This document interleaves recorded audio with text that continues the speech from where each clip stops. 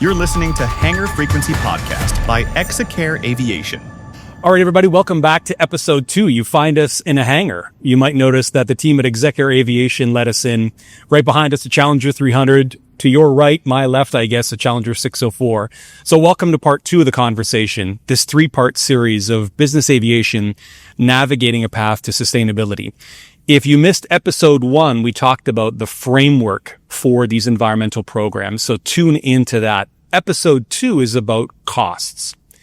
So that's where we're going to start. And what I want to do is with the team at Azzera to kick us off, I want to make a bit of a statement and then allow you the opportunity to explain. First, the idea that carbon credits fund projects and the idea of EU ETS being a tax. Yeah. So if you could walk us through a little bit of those cost structures, what's different between ETS and CORSIA and carbon credits? How does that shake out? And then we'll turn to Execaire for implementation. Sure.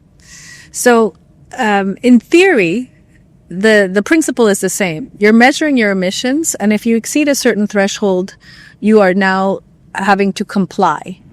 So with EU ETS, if you as an operator exceed 10,000 tons of emissions per year, you must purchase allowances in the form of what's called an EUA to cover the additional emissions above 10,000. Yep.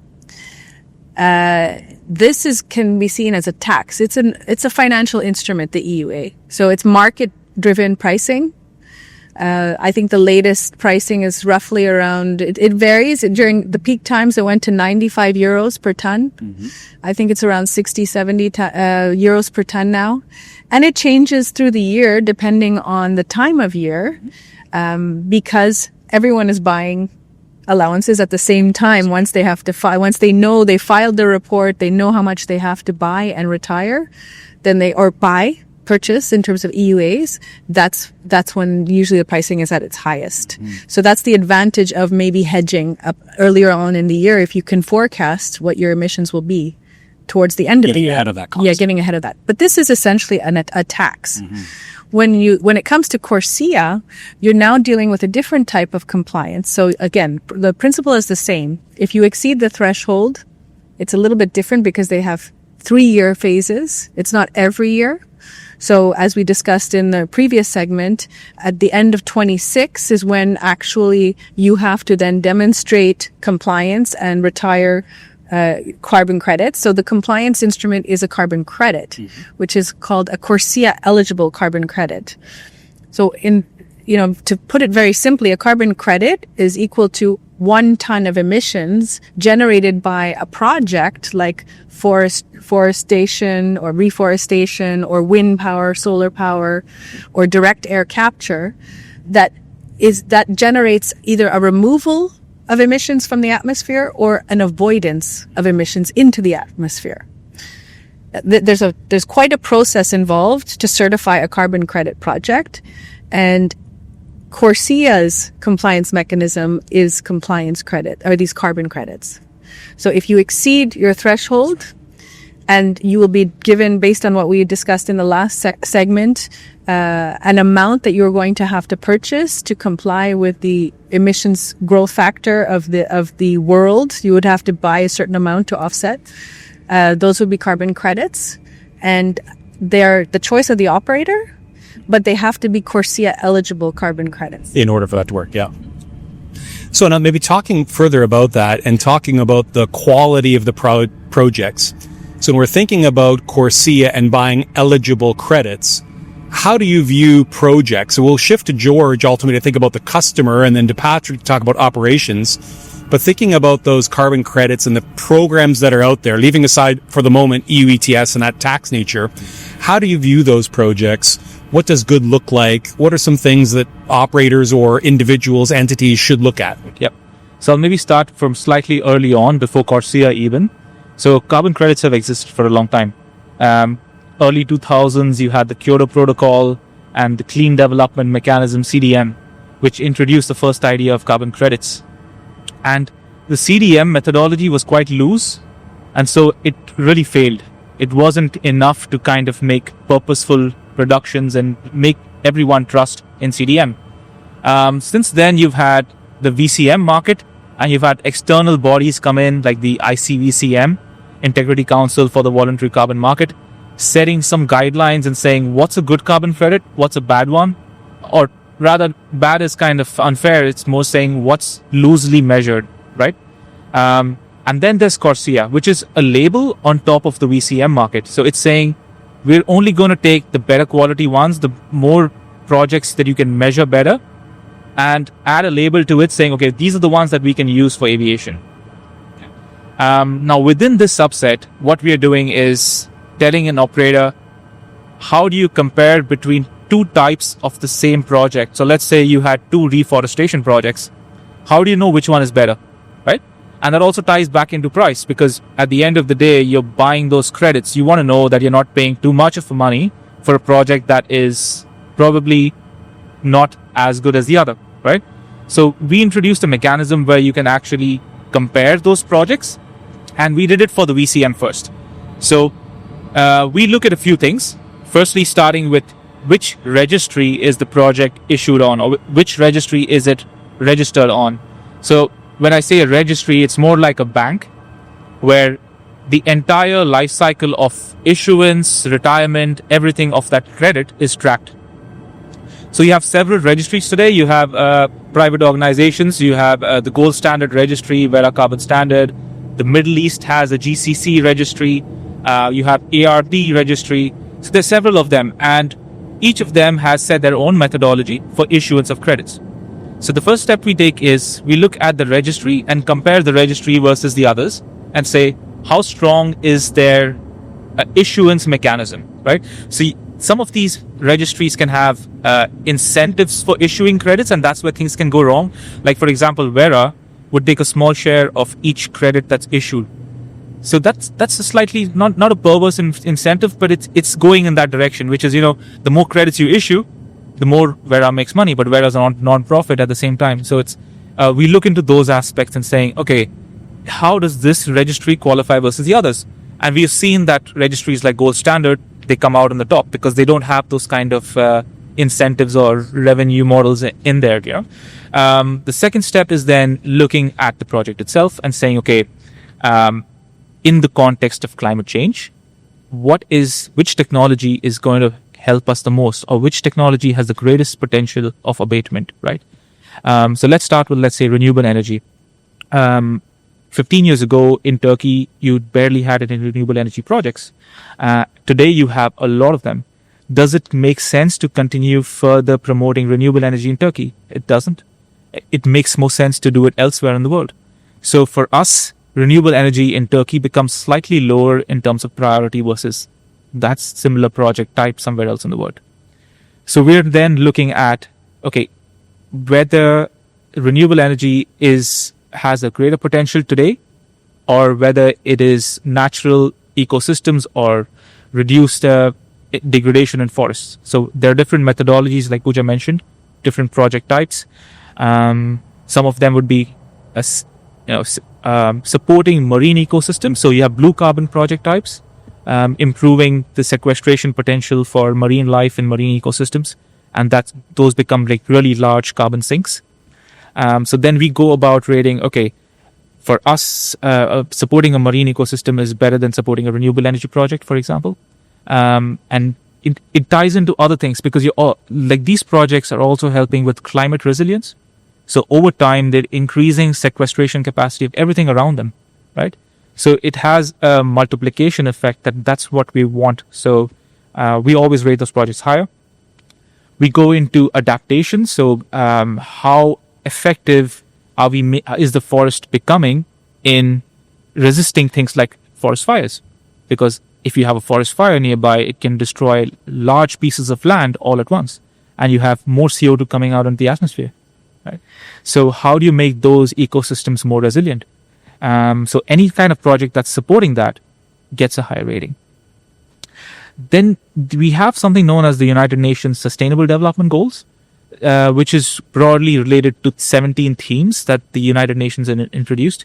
And each of these projects ties into those themes, like, for example, clean air, clean water, renewable electricity.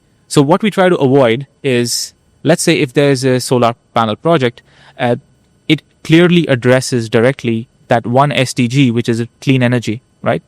But we try to ignore that one and we say, what else is it doing? Is the project supporting a local school nearby?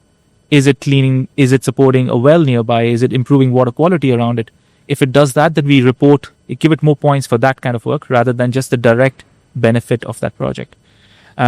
We also look out for any kind of bad news or articles around, is labor disputes around the land disputes, any indigenous communities that are affected by the project. So we kind of do vet the project from start to finish, all of its documentation, as well as look at overall, how does this project fit with the global goal of, climate resilience, climate adaptation, and synergy. Perfect. So there is a lot. I mean, when you think of it, first, to reiterate, EU ETS, effectively that tax. Yeah. Then you think of the multifaceted carbon credits and that detailed explanation. One, there's the CORSIA certification of credits.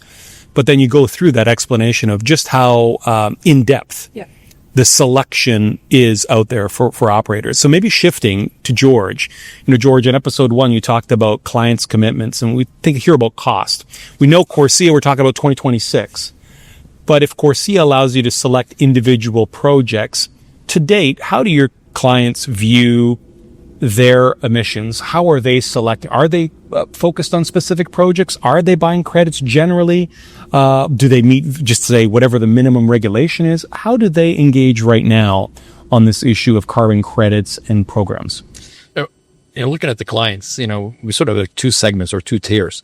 We have some clients that want to be completely carbon neutral and just not taking into consideration the operation of the jet, but with any other emissions that their organization might do. And they're already buying offsets today. And the challenge that we're having as an operator, and correct me if I'm wrong, I believe as an operator, we need to be reporting the emissions in reference to the operation of the aircraft. And then we need to be buying the offsets for the clients. And so some of the offsets that they're buying today, a lot of them are investing in projects that deal with construction or solar or forestry. Those may not be recognized by CORSIA. Correct.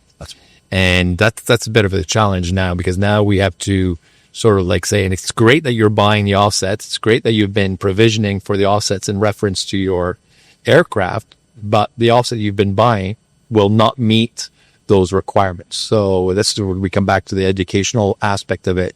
And so we spent the past year talking to our 45 clients and educating them on that. And now they're, okay, great. We'll let you guys buy it. But if you do buy it, can we take the credit? Can we recognize the credit?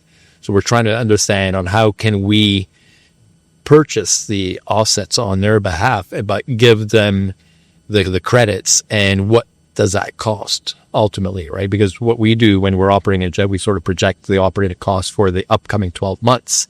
And in the past, we weren't projecting any costs associated with carbon emissions, carbon offsets. So starting this year, we're going to have to start provisioning at least some type of amount and understanding the requirements of the customer, whether they want to go completely carbon neutral or just offset the emissions that exceed the limitations.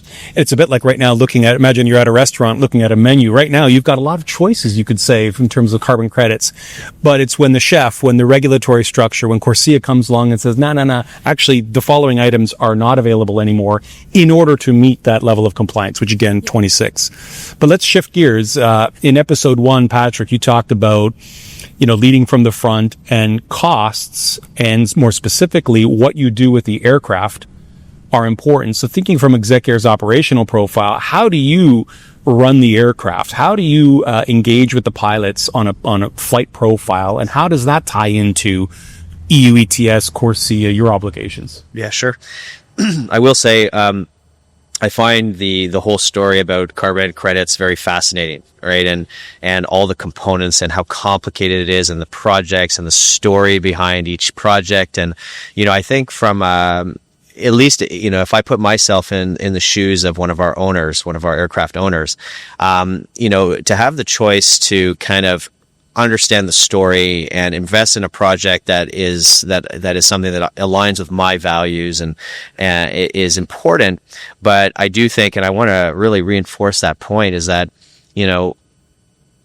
my experience so far in this kind of CORSIA sustainability carbon credit kind of marketplace is still quite limited. But from what I've seen, what Azzera has brought to the table is that due diligence, that depth of knowledge, that trying to communicate clearly, based on someone who knows what they're talking about, what type of project is the best value, what type of project, so that not only does the client is able to choose a project that aligns with their values, but also is a project that they can be confident is actually going to have a proper impact. And I think that is something that has been missing in the market. So I just wanted to reinforce that point. From an operator standpoint, of course, again, listening to how complicated carbon credits can be, the first kind of thing that we looked at is, okay, how do we just avoid emitting? Right? This is the easiest solution. Let's avoid emissions at all costs, because then we don't have to, go down this road. And I think that, that has been, I think, one of the things that we've been most successful at so far, at least, is CORSIA kind of began the conversation around how do we operate aircraft more efficiently. As I was kind of explaining previously, the airline world, one of the good things about sustainability in aviation is that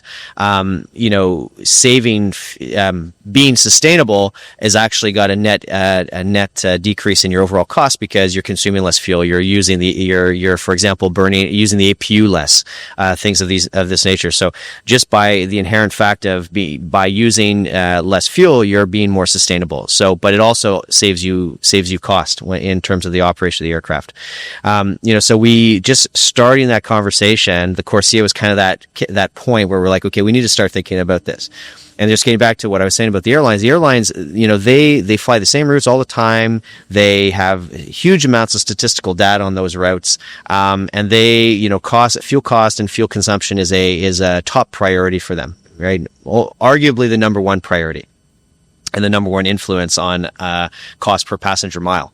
So, their toolbox that is available to them in the airline world to reduce their emissions is somewhat limited, because they're already so fuel efficient, right? So when it comes to the airlines, and we'll talk about that in the third episode, right? Is really the only tool that the airlines have in their toolbox is buying more efficient airplanes. This is really where it comes down to. From Execaire standpoint, because business aviation is a little bit different, the priorities are different, right? We can't have situations where we divert to an airport because we don't have enough fuel to hold. We can't have situations where we can't complete the mission because we are too conservative on fuel, or we have to get the mission done. So sometimes that requires us to take more fuel and to tanker more fuel, and that may not be the most fuel efficient way to operate the airplane. But now we're actually starting to have the conversation to see how do we balance that out, right? So do we really, can we effectuate the mission, accomplish the mission properly, but how do we, for example, manage fuel in a more effective way? And that's led us to, for example, we ran a pilot project this year in 2024, January to January of 2025, where we took a group of 4 of our Challenger aircraft, based out of Toronto, for 605 650s. And for those, who operate airplanes, the biggest effect there's really 2 components that affect fuel consumption significantly is fuel, speed and altitude. So we looked at the Challenger 605 650 and we said, okay, is there a way that we could operate this aircraft and reduce the fuel consumption? So we took the aircraft, which usually as a standard in the industry flies at around Mach 8.0, and we reduced the speed to Mach 7.8. And we ran that on those 4 aircraft for the full year, and the result of that was about a 2 to 3% overall fuel savings in that fleet. So if you expand that to our entire fleet and if we look at that at an industry level, that has a significant impact. If you say that the market or the sector growth is 5%, as an estimate number, we've halved that. Simply by deploying operational changes. The other things that we've looked at, we're on the process sticking with the Challenger. It's our largest fleet type, so these things don't happen overnight, right? And in aviation, especially as the operator, we don't just kind of jump into things, right? We have to do a risk analysis. We have to look at all the factors. We have to mitigate those risks. So from going from Mach 8.0 to Mach 7.8, the risk is fairly low. Right? But now we're venturing into different conversations about, for example, single engine taxi, right? The risk level is higher, right? You have to manage that better. You have to train people on that. You have to adjust your operating procedures to do that. And, for the moment, we're kind of still in that phase of evaluating how we want to do that. And then the other thing that we actually are deploying in the next 2 weeks, quite frankly, is the reduction in the overall usage of our APUs. And it's pretty significant how much fuel we use on APU burn.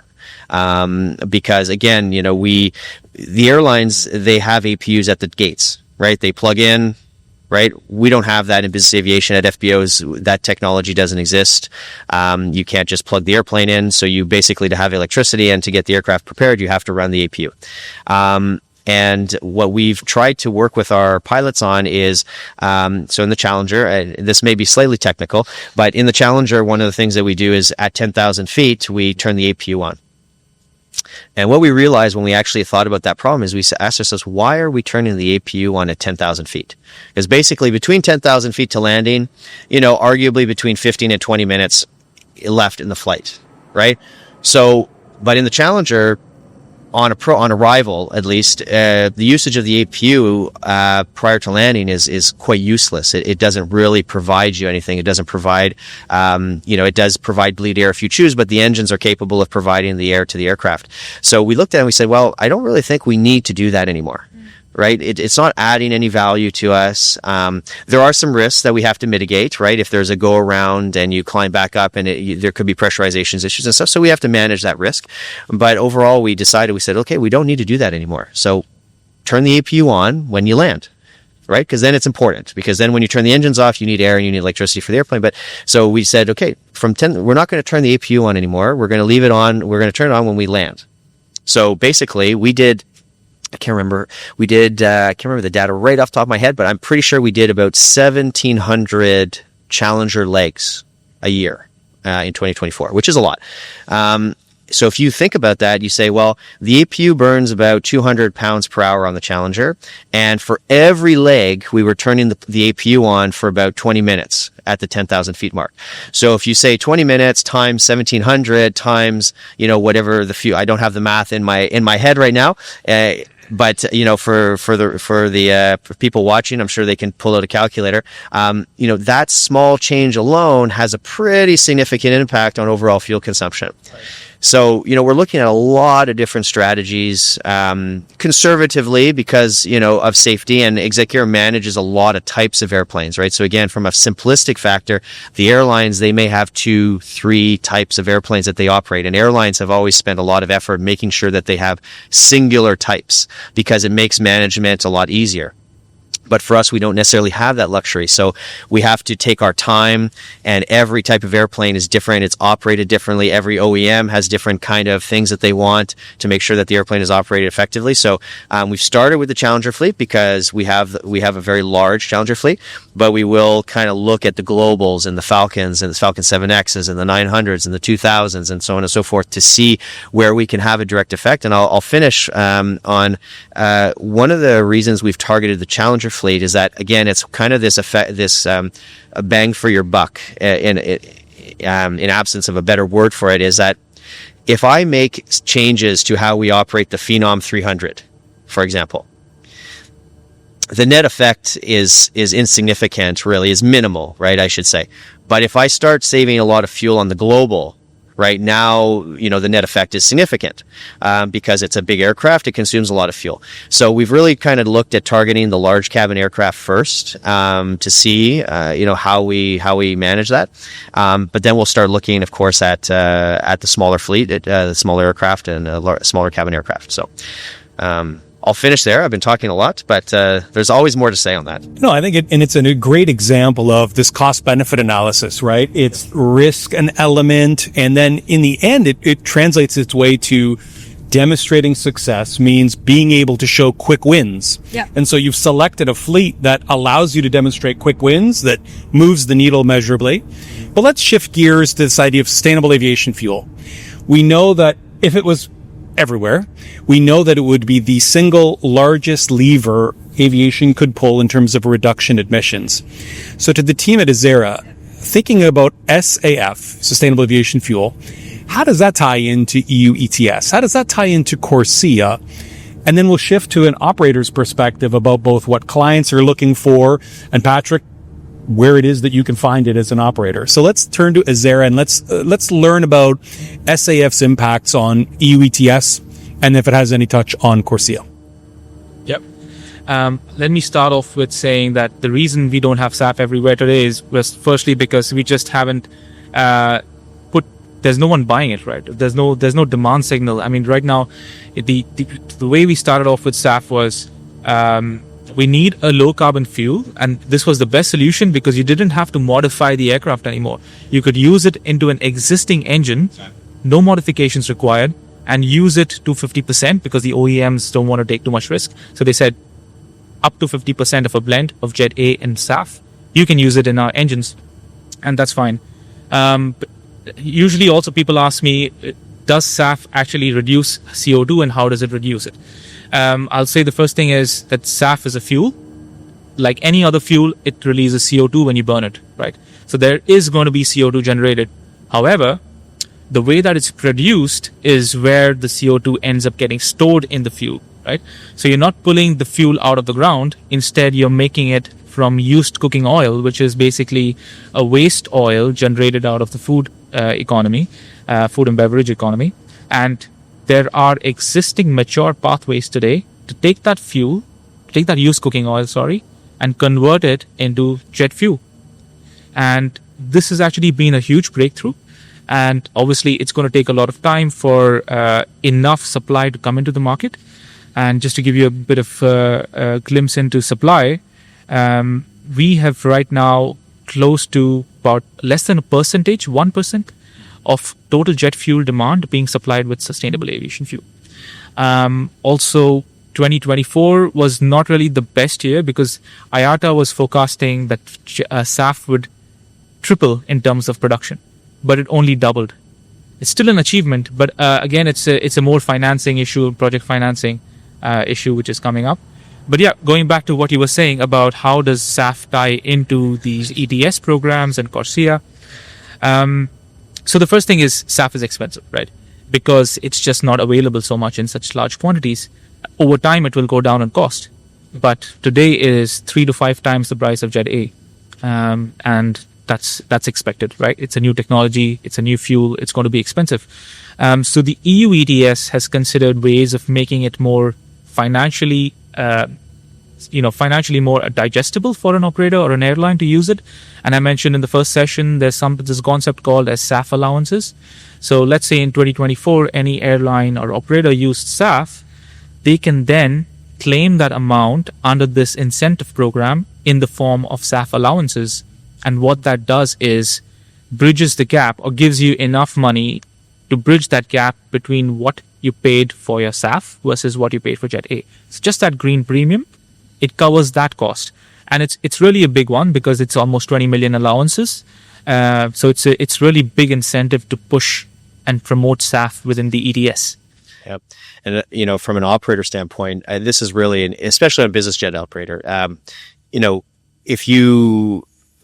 think where we're going to have to see this happen first is, okay, Paris, London, right? Heathrow, right? So when we talk about bang for your buck again, right? It's like, for us, SAF's on our radar, something that we talk about, but until the airlines can really kind of integrate that, because the airlines are what's going to make it logistically viable, right? Business aviation doesn't move enough fuel to make it logistically viable economically, right? The airlines do, right? They're the ones who, if Heathrow was to get to 100% SAF, okay, that's a huge achievement, right? It's going to take time. Yeah. So I think the SAF wave it's really going to come down to, are these major metropolitan centers, Toronto, Paris, London, are they able to make this logistically feasible, viable? And then once that happens, I think the floodgates on the SAF will really open. I just want to add, starting with just going back to what you talked about at the beginning, as an operator, before SAF, before the conversation of SAF, before carbon credits, operational efficiencies are the best way for you to actually make a difference. So if you are measuring emissions, you can quantify what the impact of those changes in your operations are doing. And it's not going to be a huge cost outlay for you to do those things. And you can talk about those things as an operator today. SAF is a very complicated story. It is, if you look at the net zero strategy for aviation, it's 65% of the solution for us as an industry. And we do need to get there. And it's not just the airlines, it's not just incentives and the compliance schemes, it's everything. Mm-hmm. So it requires a stick and a carrot approach, if we can bring back those terms, because operators are not going to willingly outlay a $7 premium on Jet A to purchase SAF if they don't have to. Exactly. Right? Regardless of the good intentions of the clients in business aviation. It's just not cost effective. So in the EU, where they sort of lead the way, and absolutely airlines are starting because they have the volume to purchase offtake agreements for SAF that is not yet produced. So they're funding the production of SAF coming down the pipe. Mm-hmm. And in combination with the airlines purchasing offtake agreements because they have to. And why do they have to? They have compliance coming up, which is called Refuel EU. And this Refuel EU, which is under the EU taxonomy regulation, requires airports to fuel, union airports to fuel at a 2% blend this year, all of their fuel throughout the year. So they have to have a 2% blend of SAF. That percent of SAF is going to increase over time to reach a certain level, I think 70% by 2050. Yeah. So they're on a path to reach the targets for SAF. But now that's driving demand, right? Because they have these compliance targets to meet. And the airlines are supporting that through the offtake agreements. You're absolutely right. The airlines are the ones that have the volume. Where business aviation can make a difference in SAF is we can aggregate our demand. Because a single operator is not going to purchase enough SAF to make a difference from a fuel provider, to allow a fuel provider to spool up production and reduce the cost. So we've got to consolidate our demand to create favorable costs. Exactly. So it really is, when it comes down to it, on this question of sustainable aviation fuel, one of the interesting elements does come back to this idea that in current state, because nothing exists apart from, say, the EU ETS, this is a tool that's available. Certainly a hook for episode 3 is the vision from the panel about the future. So even this question about airlines, and we're taping this in late March of 2025. Mm-hmm. What happens to the economy? What happens to the economy and then the airlines and then their decision to support sustainable aviation fuel? Love to see what episode 3 brings us. But I want to tie this back to George. When you're talking to the clients, are they asking for sustainable aviation fuel? What kind of, in terms of pulse of the customer, are they asking for it? How do you explain the availability of it if a client is inquiring about sustainable aviation fuel? Well, they're definitely asking about, or a bit more information about SAF. And they stop asking until when I tell them the price. And they revert back to the operational efficiencies that Patrick talked about earlier, and they're very receptive about that, even with the impact of maybe extending their flight time by 10-15 minutes as a result of the reduced cruising speed. But there's definitely an interest on SAF. Our biggest challenge, operating in Canada, but we do operate internationally, is the availability of SAF, right? So it wasn't until recently somebody talked to me about book and claim, and I was being educated about book and claim. I'm very green about that concept. But until that conversation, I didn't really push SAP, or haven't pushed SAP, because the availability, let alone the price, wasn't there. The book and claim concept, maybe somebody else, maybe Azzera could talk about that and educate us a bit more. That's made it maybe something available today that wasn't maybe yesterday. And that's something that, what I would say, certainly from the association's perspective, one of the things we've shared is, while there is a willingness, we all talk about this social license to fly. So you're doing some things related to the environment because there's a regulatory structure. You're doing a lot of things for the environment because you want to have and demonstrate the social license to fly. So sometimes what we've shared with the government is we're not going to bear the entire cost. That's unreasonable. But the segment of the aviation industry that is more likely to bear a higher cost of sustainable aviation fuel and say, you know what, we can do this and it's the right thing to do, I still argue that business aviation operators are going to do that. Airlines are absolutely price sensitive. Yeah. I've certainly sat on panels and engaged with some of the major airlines and asked, what are they doing? What's the uptake of their customers on carbon offsets and the programs they offer? So the Future Forward episode 3 is absolutely a conversation, but let's double click to that book. Before we go there, I just wanted to talk about one thing, because otherwise I'm going to forget. So when we talk about operational efficiency as well, one of the things that we, as an operator, have struggled with since COVID, really, and I don't like to say that word, but since COVID, it is a reality. We have found that, infrastructure, the air traffic control network, the airport infrastructure has really not kept up with what the industry is asking for, right? So we have significant issues in Canada with air traffic control networks, from staffing to airspace design to redesign. We have significant issues in Canada with airport construction and congestion and stuff like that. And the way I look at it is that, Execaire is making an effort to find operational efficiencies in the way that we operate the airplane. This is good from a cost standpoint. It's good from a sustainability standpoint. But now we need the regulator, we need the governments to step up to the plate and say, okay, guys, Anthony are on a couple of committees in the Toronto area. The Toronto airspace has not been redesigned in, I think it's 10 to 12 years, right? So now it's like, okay, well, we're doing all of this work, but if your airspace construction isn't efficient, if you make us descend too quickly, if you don't allow us to do efficient descents, if you hold us, all of these operational savings, this emission avoidance disappears, right? And this has been a very guiding principle of the FAA. The FAA has done quite a bit of airspace redesign, especially in Florida, and in California, to really try and find ways to have these constant descent profiles and no delay arrivals and stuff like that. So I really think a huge key to this is airspace design, approach construction, airport congestion and taxiway management, and there's a whole infrastructure piece to this as well that I think really needs to be brought up to our attention, because these things don't tend to change overnight.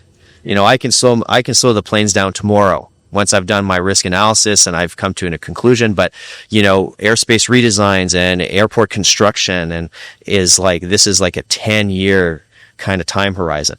So if we're not thinking about that now, that's a problem. And it's a great marker. That is, when you think full 360, there are levers that you can pull.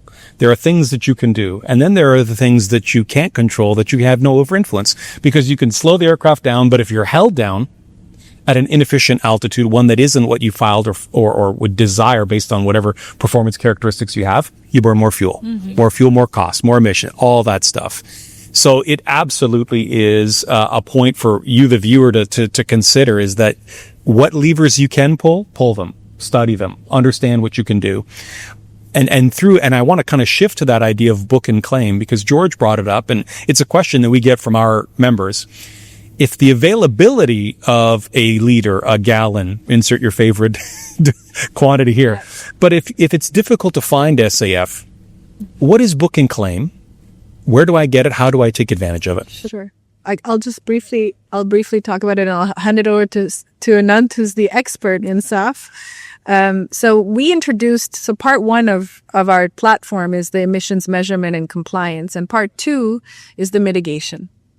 And what can operators do sitting at their computers in post-flight data?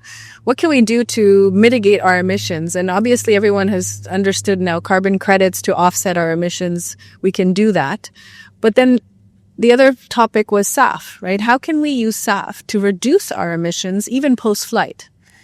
So, A, because of the lack of availability, and B, because of the fact that the operators are just not buying SAF right now because they don't have access to it, we decided to implement what's called a book and claim system, which allows operators to post-flight signal a demand for SAF.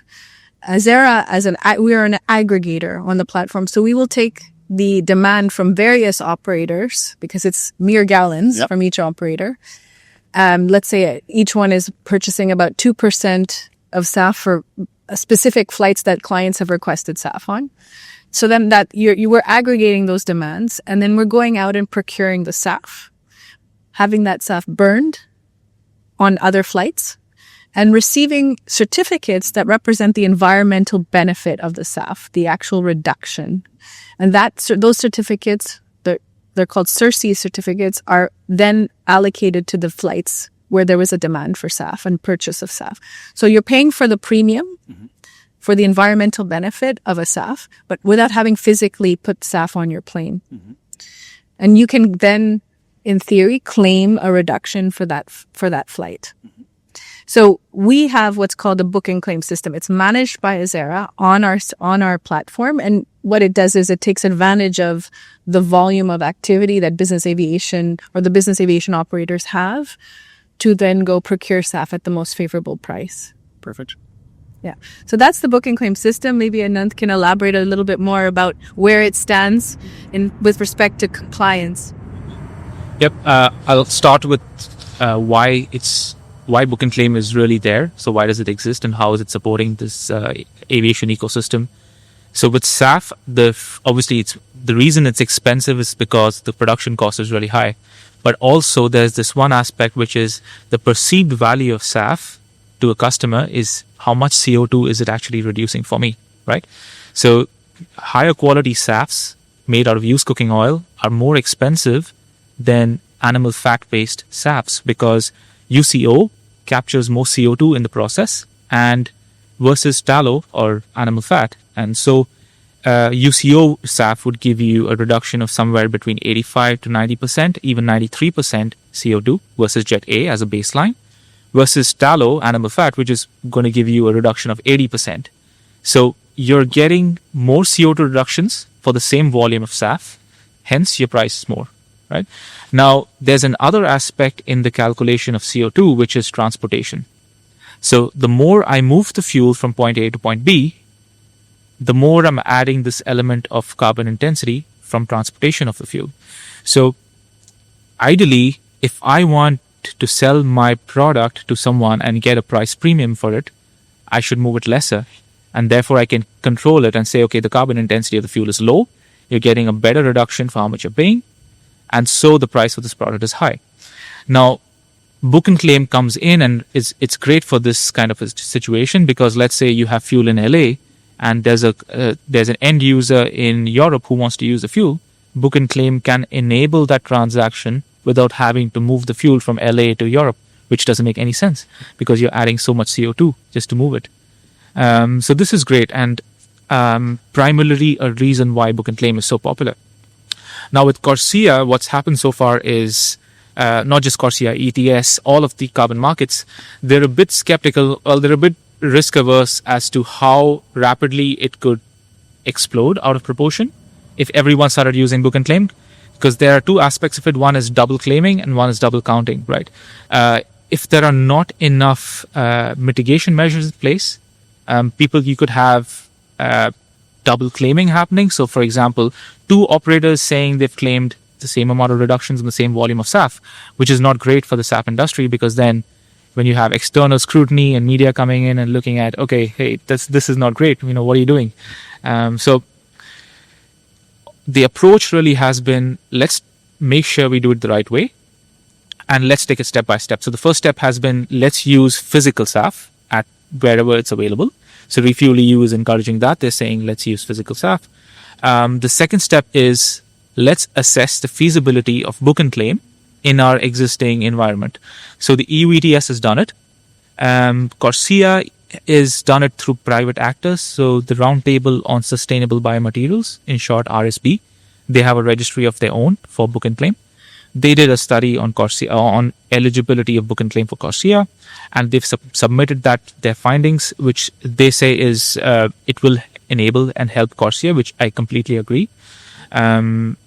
Because it's obviously that question, is SAF going to be available in all continents equally? It's not, right?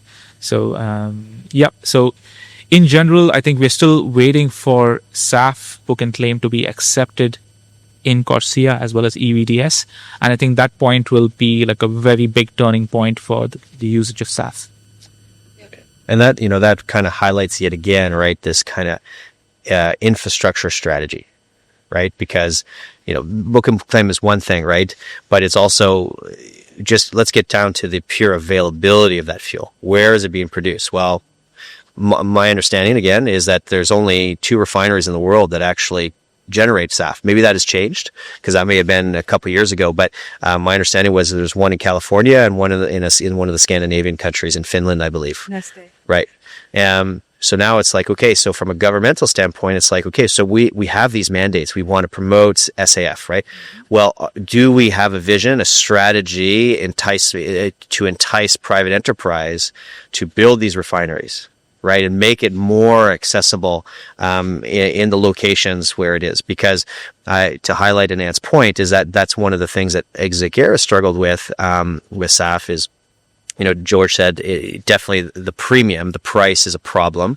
But also it's that, book and claim is got some issues from a registry standpoint, right? So where are these claims registered? How easily can they be audited? Is there double counting, double claiming? And I still am not 100% sure that from a regulatory standpoint that has been hashed out. It is being. It's being hashed out now. As Anant mentioned, the discussions are happening now because the general belief is that book and claim is the pathway to show a demand signal for markets like business aviation, which probably will likely buy more book and claim SAF than having accessibility to bulk SAF, the physical SAF in the major airports, because the airlines will be buying that. Yes. So book and claim SAF is a good solution. It needs to be done, as per Anant's comments, in the right way, and they're going through those steps. But of course, with regulation, it takes time. It takes time. Yeah, and maybe that was lack of foresight on ICAO's front, right? I mean, because all this, at least the CORSIA piece has come from ICAO, right?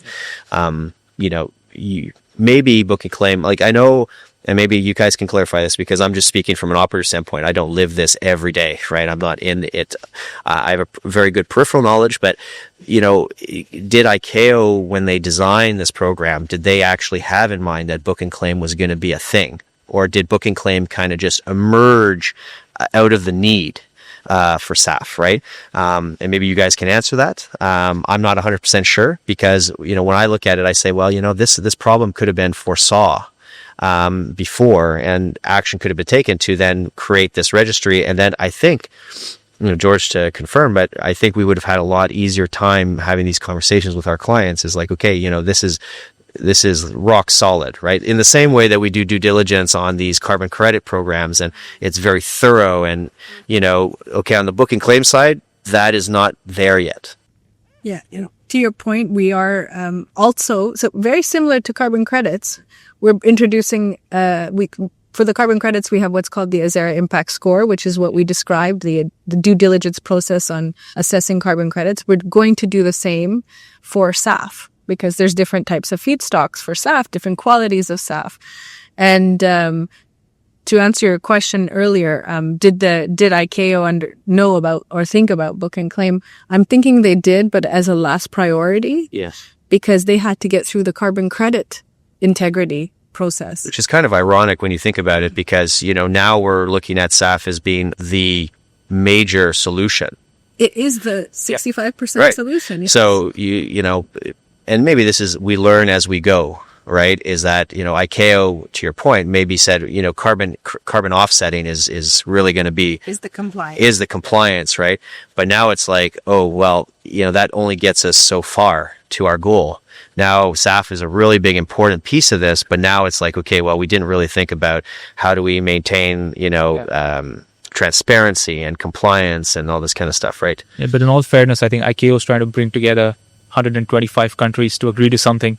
I think this is a monumental task, right? So, And it's clear from the conversation that the way I would certainly frame it is that each listener has a group of objectives. Call it the checklist. Whatever issue is critical to them, they've developed a little box. And George, we talked about a menu of choices. You talked, the team at Azzera talked about the complexity of carbon credits and how do you withstand the scrutiny of these choices. So you have a menu of options in front of you. And Puja, you talked about carrot and stick. Yeah. And I think this ties, Patrick, to your point that is the missing element, is that you may value as an operator, as a listener to this story, certain attributes. You want to claim an environmental attribute before it becomes a requirement. And so you may choose to undertake such an exercise. Others value other things. And so there are different choices. Maybe you're following the pure play regulation. And so certainly from a future standpoint, we want to talk about everything from the US, the Inflation Reduction Act, the funding. There are more programs even in Canada that are designed to try and develop sustainable aviation fuel. So it's an important one. So thinking of this cost, I want to go back to costs for non-compliance. We've talked about measures we've taken to reduce. In episode 1, we talked about frameworks of CORSIA and EU ETS. Even though we talked there, let's go back to penalties for non-compliance in today's state and recognizing 2026. Are operators penalized today in some monetary way for non-compliance? Let's say CORSIA. Yep. So, like I mentioned earlier, each participating state of CORSIA decides the penalty for their own operators. So in the case of Canada, right now there's a lack of clarity as to how much that penalty is going to be. But usually you could expect that it is a multiplier of how much the gap is. Let's say you had 15,000 tons of CO2 under CORSIA, under your offsetting requirement, and you didn't submit CORSIA credits for that amount. You would be paying a penalty which is a multiple of 15,000 times the CORSIA credit value. Now, this value doesn't have to be the market value. This can just be a penalty value. Like, for example, in the case of the ETS, EU ETS system, they put a flat €100 fee times the emissions gap. So you have to buy the allowances. Yeah. The gap. You have to pay the gap as Exactly. well. Yeah. Yeah. And exactly. So you're paying a penalty, but then you still have to buy allowances for those for that amount. So it could be interesting to see how Canada thinks of this, how they operate. Yeah, and from I'm always penalties are important, right? And we run into this a lot with the airport authorities. We're in the process of implementing slot controls in Canada at all major airports, and discussion about penalties has come up quite a bit because there are people out there, there are operators out there that, okay, what kind of penalty am I going to have to pay? And then they start doing a balance beam of, well, maybe I just pay the penalty, right? So from where I stand, one of the things that I request clarity and I request accountability from the people issuing the penalty is that you better keep your house clean before you start imposing penalties on me, right?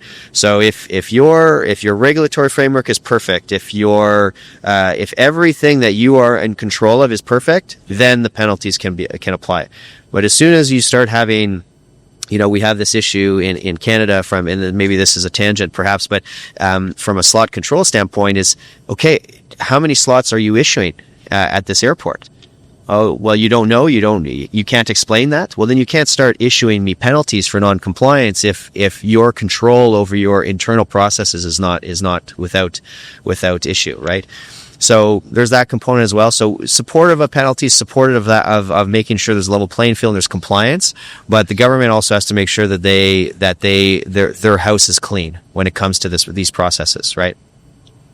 The Europeans are very good at that, right? But on this side of the pond, it's difficult sometimes.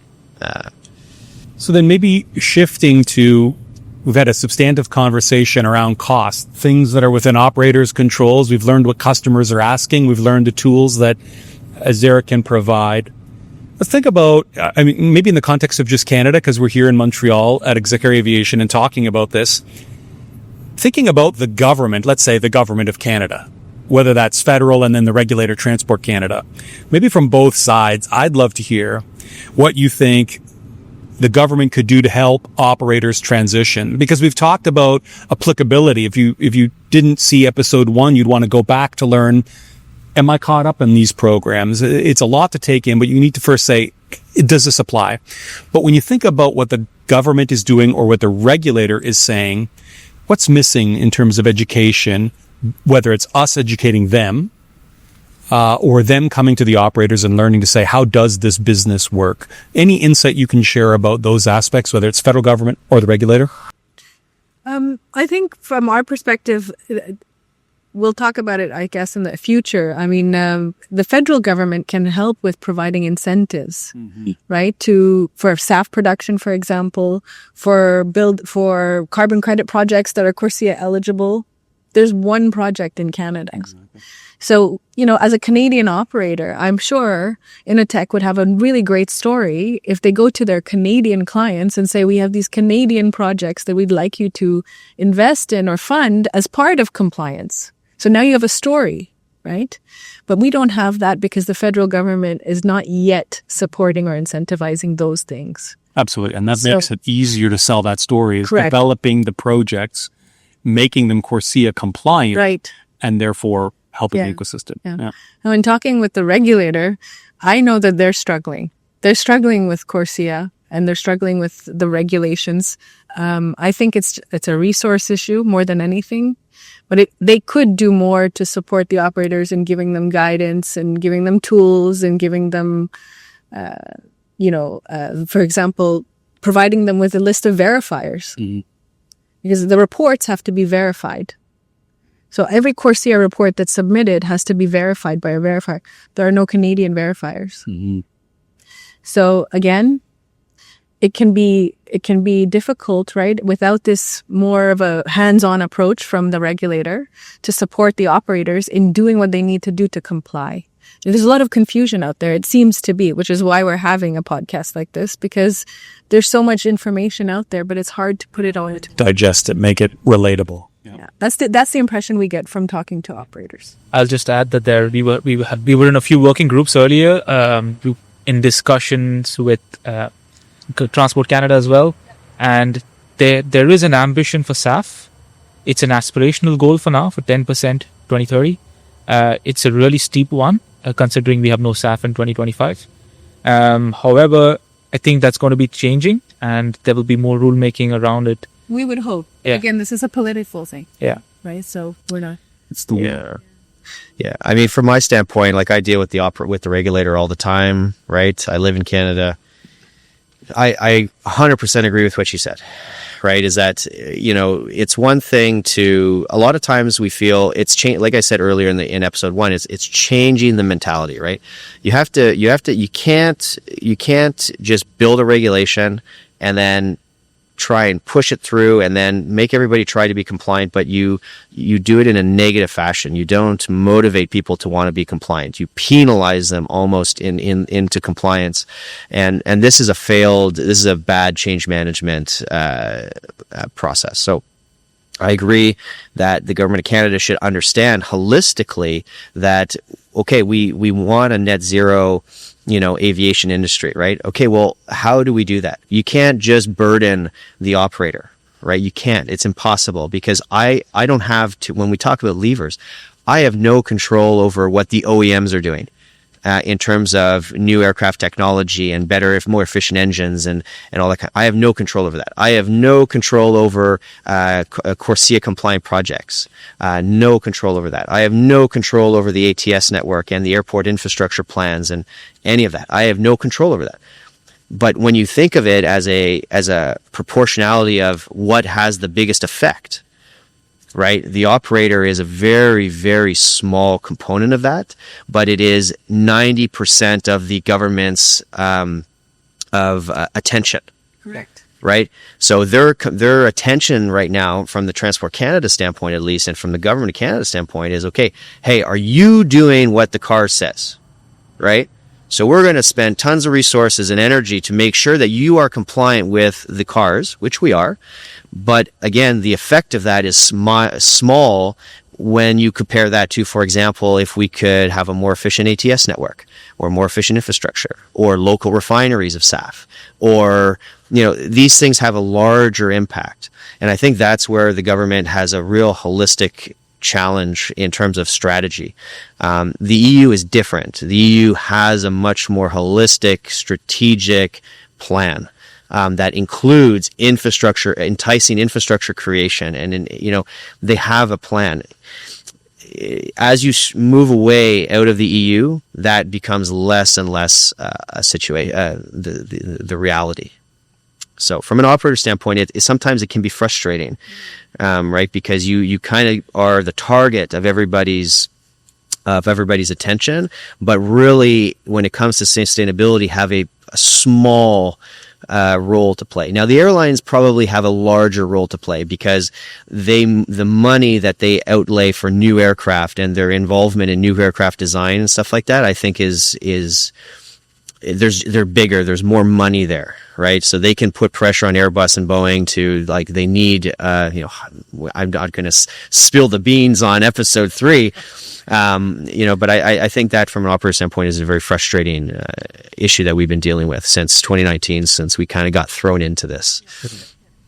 So perfect. So we've had a substantive conversation about costs. This is episode 2. Episode 1 was about the framework in business aviation on this path to navigating sustainability.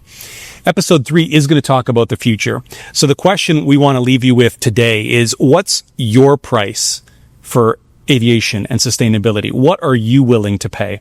So leave your comments down below. Tune in for episode 3 where we talk about the future. Thanks again.